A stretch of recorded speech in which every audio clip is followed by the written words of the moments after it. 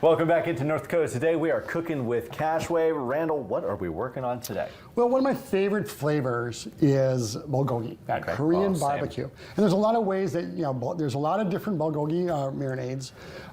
There's also kalbi. Kalbi is the short rib that's in a kind of a mixture like this. But, it's gone from this esoteric kind of, wow, what's that? Right. To pretty much mainstream. I mean, most everybody have a pretty good idea of what Bulgogi is. And I think that's really cool for someone like me, a chef. It's really neat for me to see that the general public understands this kind of stuff, because these are like little gems that we get from other places. Okay. And I think that a lot of these flavors kind of bridge a lot of the things that we do with barbecue here.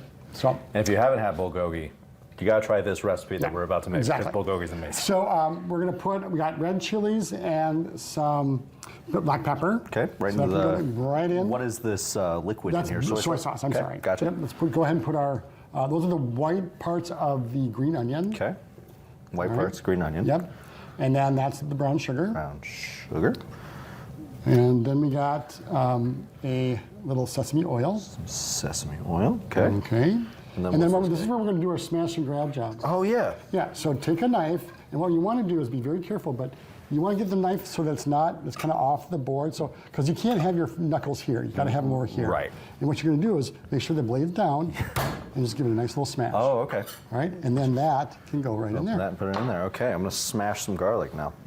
Carefully. So, because we really don't, no, make sure that is that way. There Down, right. Ooh. I did the opposite of what you told me to do. I need to start doing the office thing. I need to start doing like this.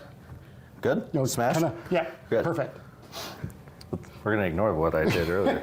I'm like, whoa. All right, so then while you're doing that, and hopefully not cutting your hand. Hopefully. I'm going to go ahead and use this mandolin. Now, I would suggest. You wouldn't let me use that earlier. No, you don't get to use this yet. Fine. Grasshopper, when you are ready to walk across the parchment paper without tearing it, then you're ready. The mandolin's really nice because it allows you to cut something very, very, very thin.